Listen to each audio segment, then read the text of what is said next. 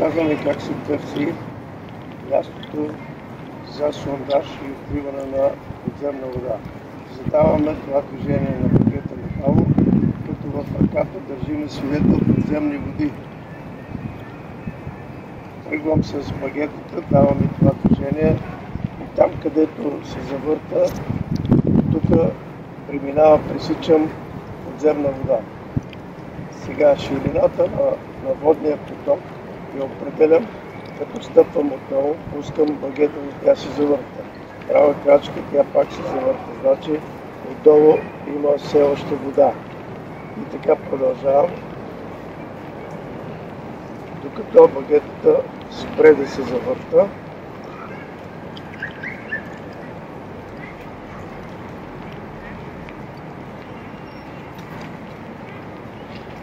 Ето тук излизам вече от водния поток. Тоест между там до тук, това е ширината на водния поток в тази посока. Обикновено търсиме два пресичащи се водни потока и ето сега търся втори поток, който в другата посока да се пресича.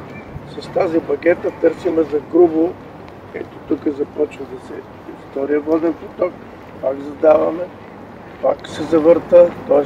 тук е втория воден поток.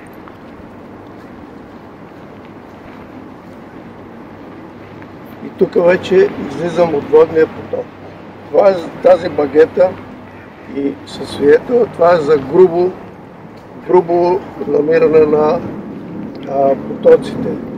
Сега ще покажа с прецизиране на точното място на започване на потока и свършване с прецизните багети.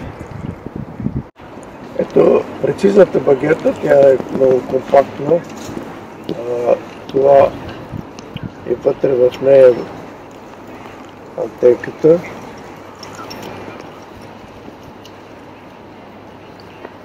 Ето така се поставя.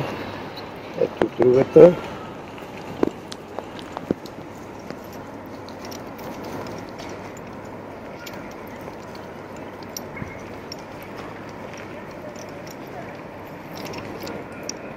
Тук отново в лявата ръка държиме свидетела за подземна вода. И сега се връщам пак на мястото, вече за прецизиране на поток. Багетите се държат на ширината на раменете, на височината на раменете с лек наклон напред, за да се установят, да не се люлеят. Тръгваме бавно с тях напред и там, където се пресичат, ето точно тук, виждате, значи от тук започва водния поток. И сега движа се напред, багетите стоят кръстосани и когато излезе от водния поток, те ще се отворят отново, ще застанат ето започват да се отварят и тук се отварят. Сега ще покажа и в другата посока. Ето багетите, тръгвам. Ето ги кръстосани тук, точно където са отдолу линиите, където сме ги намерили. Движа се и тук вече се отварят, така че точно сме намерили. Това е всъщност мястото, където трябва да се сондира в средата където се пресичат, тук трябва да се направи сондаж. Сега тук ще поставим една мащабна линия и ще определим дълбочините на двата потока. Мащабна линия, отзад на нея има свидетел подземни води, а отпред тя е мащабна до 50 метра. 1 сантиметър отговаря на 5 метра.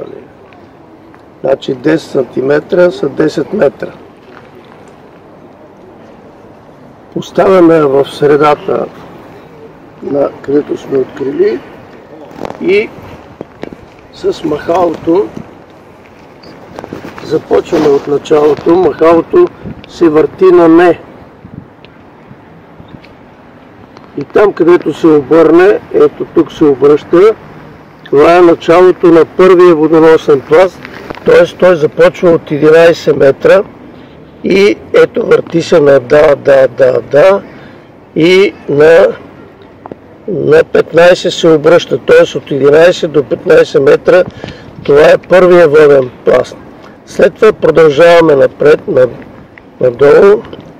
И където се обърне, ето на 30 метър, се обръща. Това е вече втория водоносен пласт. И той продължава до 37 метър. Значи от 30 до 37 метър е втория водоносен пласт. И обикновено при сондажа се оставят и 1-2 метра по-надолу, за да се получи събиране на водата. Това е, по този начин се определя дълбочините.